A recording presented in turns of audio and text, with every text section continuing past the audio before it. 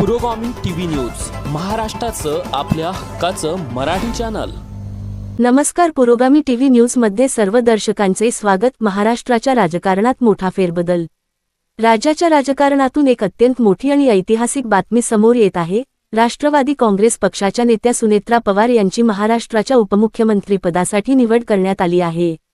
उद्या त्यांचा अधिकृत शपथविधी सोहळा पार पडणार असून महाराष्ट्राला पहिल्या महिला उपमुख्यमंत्री मिळण्याचा मान मिळणार आहे।